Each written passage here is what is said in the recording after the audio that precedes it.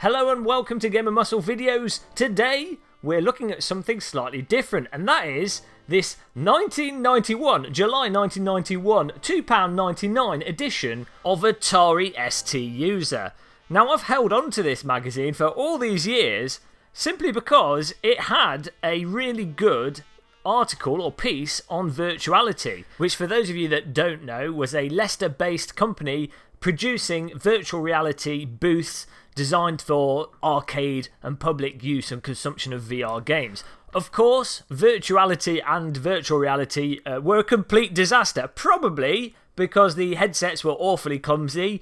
People didn't want to pony up £5 for a 3-4 minute go in something that made you feel sick, and well, the arcade industry was going through some woes at that point in time. Nevertheless, moving to the virtuality article, what's really fascinating is the optimism that was sort of prevalent in the 90s surrounding virtual reality, and that, you know, virtual reality was the future. They've got some quotes that they've pulled out of their article in here, drawing attention to the days of the flat screen displays could be drawing to a close with the introduction of virtual reality.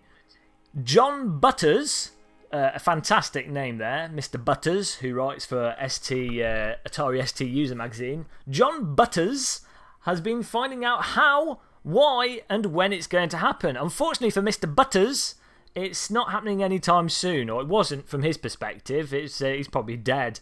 Maybe he isn't. Mr. Butters, if you are still alive, drop a comment or message us. It'd be fantastic to talk to you and see how you see things now as they've changed. But another aspect that's really interesting is how that some of the themes of the article and the nature and how things are presented mirror how VR is in some regards being presented now, or certainly will be when the media go crazy about virtual reality being a killing machine. In the bottom right hand corner of the last page of the spread, you see Danger Zone. Of course, virtual reality is not without its problems. While experiencing virtual reality, users are taken away from their real surroundings and put in another world. It's all too easy for the body to be fooled into thinking that the game or simulation is a real event. So of course, even in the 90s, people were worried that games, and specifically virtual reality, which was highly realistic with its 4 polygons and 20 FPS, was capable of turning everyone into a brutal killing machine, you know. But I wouldn't be surprised if there was some link there, but I doubt it's going to turn people into murderous killing machines after playing some VR shooting game. Who knows? But I'm sure the media will jump to the conclusion of everyone's going to die, let's panic, because that's what the media like to do. Looking at the booths, the actual virtuality booths, which were actually pretty cool. I did get a chance to try one back in the olden days where the world was black and white, and you know, they were quite comfortable. You had the 2 joysticks. You can see they've actually put a little head that you could rest the headset on when not using the device, and it's actually quite funny because you have seen quite a few people with the Oculus Rift DK1, DK2 use the little polystyrene heads, or even some of the mannequin heads that have been bundled with some games as a way to store the DK2, and it actually is quite effective. So rather unfortunately for virtuality, they were way too far ahead of the VR curve, and the article draws attention to the US, which is quite often the launching ground for entertainment hardware, is going to be behind the rest of the world on this one. Oh dear. I think Palmer Luckey, Valve and Oculus would maybe dispute that little quote at this point in time. Rather unfortunate though. I mean, you know, the British, we try, we do things first a lot of the time. We might fail at it, but you know, we try. And well, at least we've got tea and biscuits to dunk in the tea. Other interesting points of the article: the craziest are even attempting virtual sex. Now, I'm not quite sure what kind of virtual sex they would be attempting with 4 polygons and 3 frames per second. But, you know, some people like that kind of thing. And clearly, in the 90s, some were up to trying it. But, I mean, you see, again, this is reflected in what's happening now since the Oculus Rift DK1. There are a lot of there's a lot of momentum behind virtual reality pornography and adult games, and you know, it's just, you can see that what's happening now is really the fruition or the coming together of the 90s dream.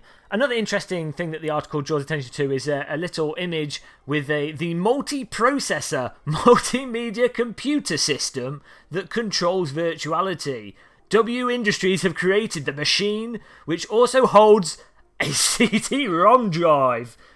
Oh dear God! It holds a CD-ROM drive, guys. It's beat. Everything's beaten. It holds a CD-ROM drive.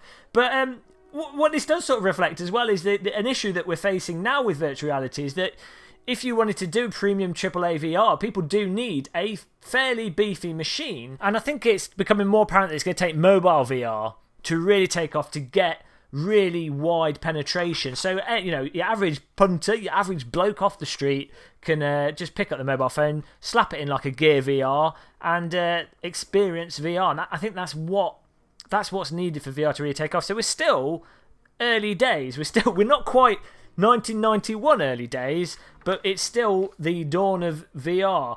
So yeah, I think there's other points I could draw attention to in this, but I'm probably going to get done by the copyright police for featuring this. Although I assume the company that published this magazine is probably long defunct. Who reads magazines anymore? Apparently some people do. It's a crazy world.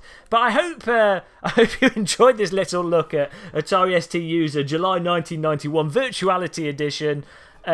I'm glad I held on to it. I knew virtual reality would happen one day, and that the 90s was just a blip before the bomb exploded. Now, don't mind me, I'm just going to go and buy a 52 megabyte hard drive for my Atari ST at the absolute bargain price of £409.99. What a fantastic price. Now, if you enjoyed this content, please remember to click the subscribe button, like us, and check out our other videos. I will see you in the next video we do. Goodbye.